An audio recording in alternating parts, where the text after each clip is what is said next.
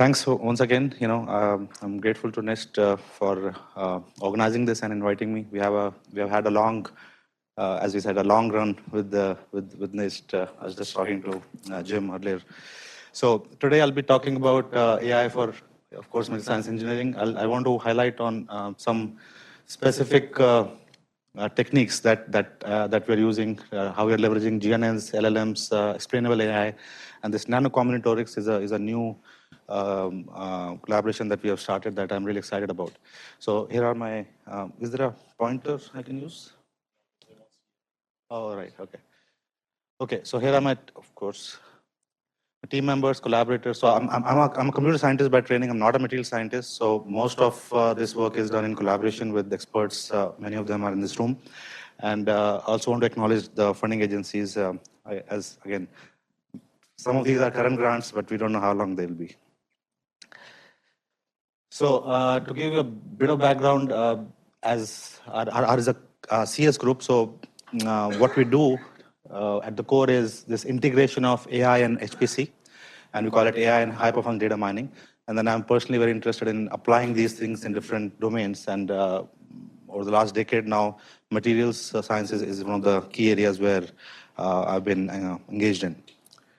So these are some of the projects I've been fortunate to be part of. NIST CHIMAT, of course, now in its 12th year. We're part of a Air Force project, DABA project, a few NSF projects. Also, a lot of interest from industry. One of them here, Toyota. Oh, sure. Okay. Is this better? Yes. Okay. All right. Okay.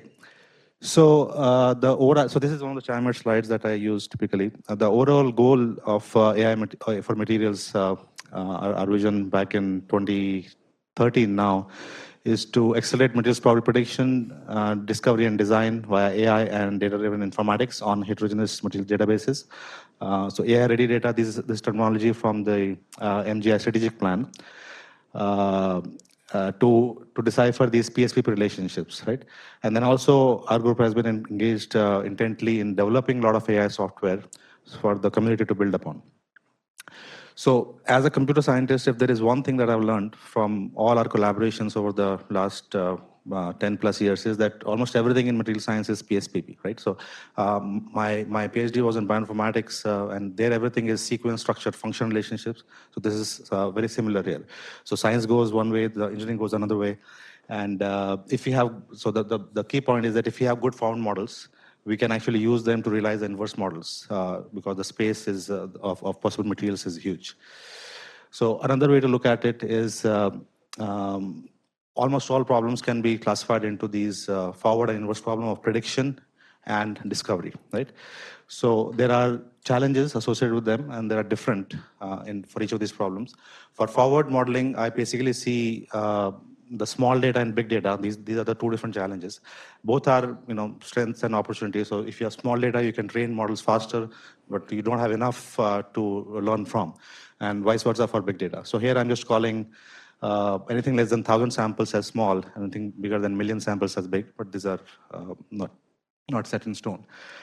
For inverse modeling, it's not really data problem, it's a design space problem, right? So the design space is never small, it's always big. So the number of possible materials that you're looking at can be either big, 10 to the power 10 combinations or so, billions combinations if you just look at the composition space. But when you go to structure space, it can really explode big time. So that's where the bigger challenge lies. So design space can be big or huge. Fortunately, there are all these different techniques that are being used, developed by us and others in the community to tackle these challenges. And you can easily see that these challenges actually occur in pairs. So the small and big data is coupled with the big and huge design space. So the worst combination you can imagine, or the most challenging, is small data and huge design space. So there really needs to be a lot of innovation in the AI and machine learning technologies themselves to be able to handle these challenges. So over the past 10 years, this is kind of my one slide highlight for what we've done. So there we have tackled the small data challenge and the big data challenge, and also the big design space and huge design space. We try to publish in both communities, computer science as well as domain science journals, and a lot of software tools which are getting a lot of hits from all over the world, a lot of open source repositories, and a few patents on the way. So, of course, I can't go through everything here, but I'll try to give a flavor of some of the things that we have been doing. So, I want to start off with this. So basically, I'll have three threads. The first of them is the transfer learning idea, where if you want to build model on a small data set, and most of the experimental data is small, then instead of just making it from scratch, we can use a pre-trained model. So this is a very well-established idea now, which we have been working for almost 7-8 years now. So if we have small data set, either we can make a model directly, or we can first make a big a model on what we call a big source data set, and then transfer the knowledge in different ways. So this transferring knowledge can be done either by fine-tuning, which is the most commonly used method of transfer learning, or we can use it as a feature extraction tool to extract features on the small data, and then build a machine learning model of your choice. So a few years ago, actually 2019, we did it in the context of same property. So let's say DFT formation energy to experimental formation energy. And then we found that even with about a few hundred data points, we can do much better, obviously, because it has seen a lot of data before, which is not part of the target data set, but it is quite similar. But even if you use everything, it's about 50% better than the error is 50% lower than what we get from scratch. But this only worked for same property. What if we have different properties? What if we have target properties for which big data sets are not available? So we followed it up with a follow-up study where we looked at different combinations of source and target properties. And we found that there are some properties which if you use them as source properties, it is more effective to transfer the learning on different properties, different target properties. But you can imagine that there are some properties where it does not work well. And so we did some analysis where and why. So the properties that require a lot of structured information, for example, they are more challenging. So, but the most interesting part of this follow-up, where we tried 39 different cross-property scenarios, and we found that the transfer learning model was better than the scratch model in almost all cases. And even on the scratch model was enriched with a lot of physical attributes, all kinds of different periodic table information. Even then, the transfer learning model, which is primarily a LMNet-based model, just elemental fractions, no periodic table information directly. Even then, it was better than the scratch model in more than half the cases. And the most interesting part was that it was very good at extrapolation. So even in machine learning community, we all know that extrapolation is a big deal. It's easy to do interpolation quite accurately, but extrapolation is not at all easy. So here we see that the model is only trained in this part of the regime. But when we go outside that, the scratch model miserably fails because it really hasn't seen anything. It has no reference. The transfer learning model is worse than this part, but still it is closer to the diagonal. So this is very important for materials discovery, because in materials, what we're really interested in is extrapolation. It's no big deal if you can very accurate predict within the space, but for discovery, we really have to go outside the space. So that was very interesting. A few Nature Communication articles, and we followed it up with a few recent works that I'm going to talk about now. So on this slide, you see everything is composition-based. Everything is just using the composition information. Then last year, we had this structure-aware model, where essentially if you take the source model and make it structure-aware, so here we're using a line wrote by Kamal Chaudhary and others here. So that allowed us to make these models structure-aware. So we have the same idea. Given a structure file, we can extract these structure-aware features. And the strength of a line is that in addition to atom and bond embedding, it also has these angular embeddings. So the line graph. So that gave it more information. And we get similar curves here, similar extrapolation curves. And you can see this structure model is already much better than the composition models. It is not so much deviated, but the transfer learning model is, of course, still better. So this is a natural extension of the composition-based models to the structure-based model. Then more lately, if you ask me what are the top technologies nowadays from the AI side, there are the GNNs, of course, and LLMs. So we thought, why not integrate the two with the same transfer learning? So we're still in the first side of the deep transfer learning idea. So here we developed this hybrid LLM GNN model, where we took an GNN embedding, which is same from the last slide. So align model to get an embedding. But then we also take this structure file and give it to something like RoboCrystallographer or ChemNLP to get a string representation. And then see whether LLMs in all their glory, can they extract some useful information which can enhance the accuracy. So when we did do that, so essentially you see this is the align embedding, this is the LLM embedding, and then this concatenation, we tried to investigate how it is. So interestingly, just using this or just using this is not good enough, apparently. So if you combine the embedding, there is real value. And I don't have the full numbers here, but it's in the paper here in initial discovery from earlier this year. I want to focus on the explainability part, because when we use LLMs, suddenly the whole area of explainability opens up, which is not so straightforward with GNNs. So here we are showing some erasure analysis for these aligned MATBERT transfer learning models.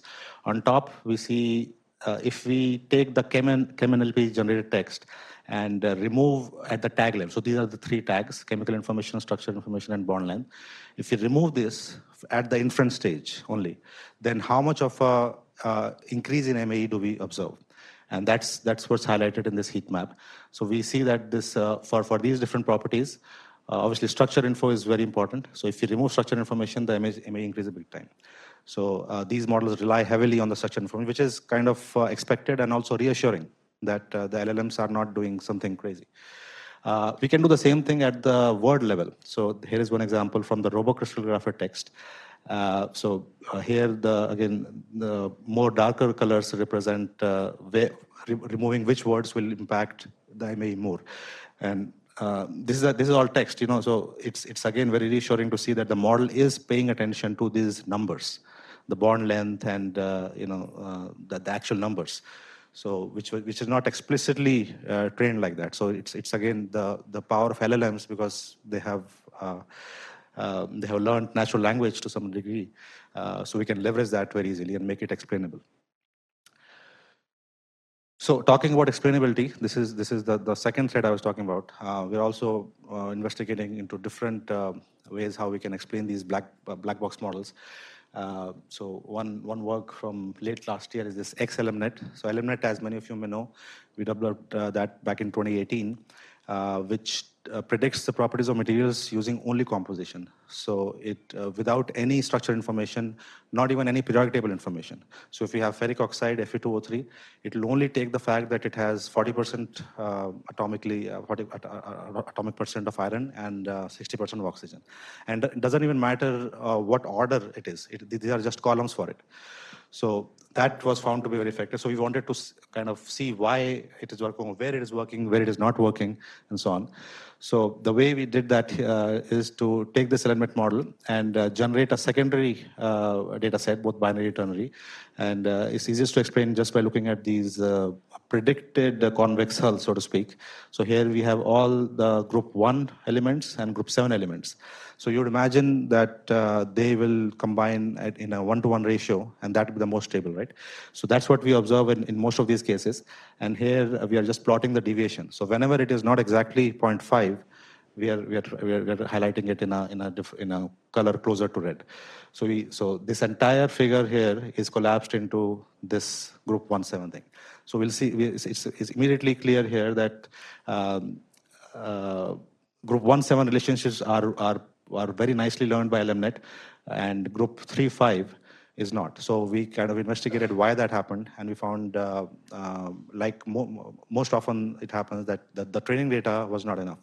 So there are not enough group 3 compounds where group 3 and group 7 occur in the same compound. And even when they were, it was kind of an unlucky group because they all happened to be in the test set, or most of them. So it was a very straightforward way to kind of figure out where it is working, where it is not. So we shouldn't just blindly use these models, and we can use this to inform how to develop the next level of these models. So The third thing I want to talk about is this Nanocombinatorics idea. So this is in collaboration with Chad Merkin, Vinayak Dravid at Northwestern, who's a pioneer in this field. So the motivation here is that these mega libraries are essentially millions of materials on a small chip. So this is hardly like a few centimeter square chip, and there are millions of materials here. So there is this like iron spray and the palladium and copper, and at different points, like in the center, you'll have a composition which is 50% gold and 25% palladium, 25% copper, and so on. So there are over 1 million combinations here, and they're repetitive. There are 25 copies of each. So this ability to make or synthesize these mega libraries at scale opens up vast opportunities for AI. At the same time, there are also rapid advances in the imaging. There are advanced detectors which can now generate not just terabytes, but so here you see 200 terabytes per hour. So there is a lot of data that is being generated. So we really need AI, and that's how we're approached by that team. So the general workflow here is something like this. Once you make a mega library and you want to do structure characterization, so this project is focused on structure characterization. We look at these individual particles, nanoparticles, and then very quickly we want to, first of all, do a quality check that whether this particular nanoparticle out of the millions that are available, is it really worth investing time for further analysis? If it is, then you want to magnify it and identify regions of interest to acquire additional data from, and then actually acquire the data and then keep going. So in this workflow, we identified that these first two stages are really how you start. So it's important to incorporate AI here.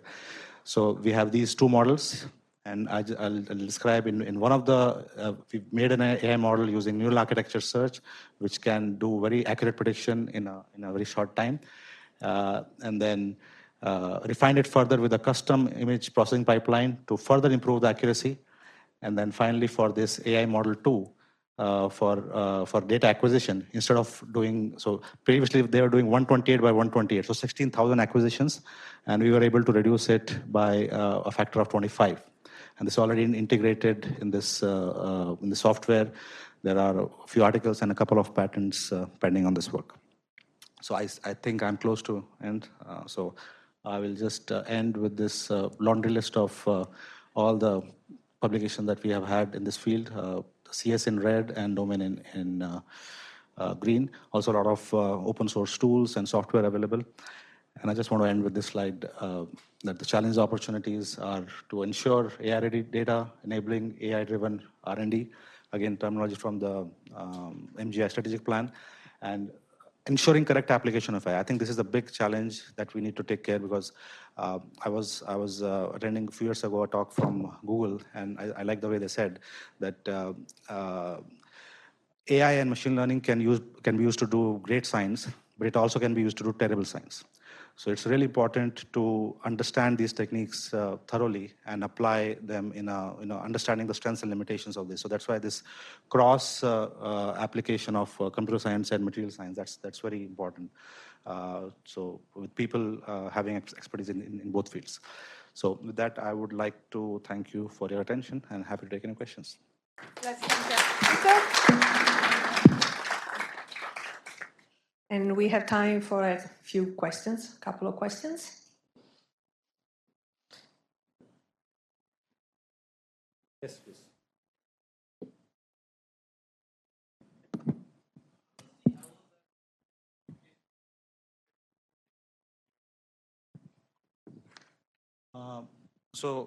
So this is a concatenation, right? So we need to do everything that GNN does, and then we also need to do LLM.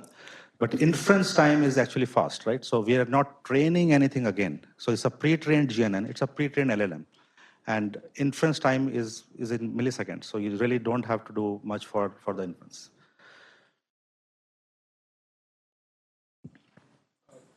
You just mentioned, the pre-trained LLM was used in the hybrid model. Mm-hmm. So what kind of pre-trained, yes. And also the vocabulary of the pre-trained and your postcard file, do you need to do some token, merging or something?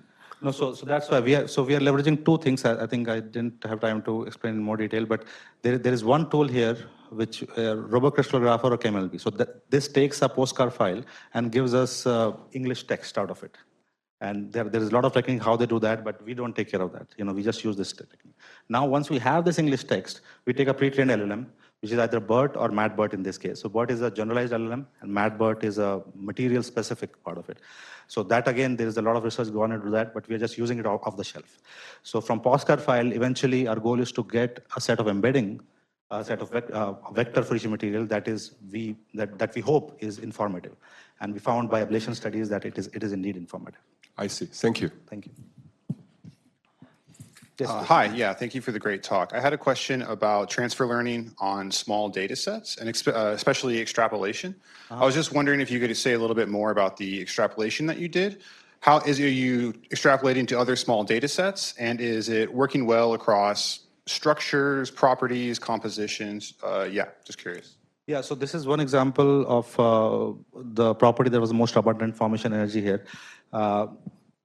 I would like to think in terms of not whether we can extrapolate more accurately, because there is a fundamental limitation. If you're already only trained here, and there is no way you are getting information from outside the box, either from LLM or from a pre-trained, it is theoretically impossible to do that. What a better question is that instead of can we accurate predict here, can we predict in such a way that we can prioritize what simulations to do next? So it can be quantified in different ways, like uncertainty analysis of the prediction is one way, where, yeah, active learning kind of, but like outside the box, like not within this, but like going outside. So these models have shown promise in doing active learning more effectively. I think that's what is a fair thing to say. Yes, please. Yeah, question. On the LLMs, I'm sorry? on the LLMs, they can directly hone in on structured information or relevant text. How is that happening? So that's the LLM mystery, right? So LLM, they are trained on practically the whole internet. So first of all, they have to learn natural language in a way that makes sense. And then these MAT-BERT models, which is a materials adaptation, hopefully that is learning some things of relevance that, okay, bond length is something important. So internally, all that is happening. We are not retraining the LLM, so so I think your question is how to explain the explainability of LLM. So it's like I think that's interesting. We haven't gone in that much detail, to be honest. We are relying on LLM's ability. We check that it is working. So the things that we get are not surprising, but it was kind of we have not gone that deep, to be honest. That's it. Thank you so much.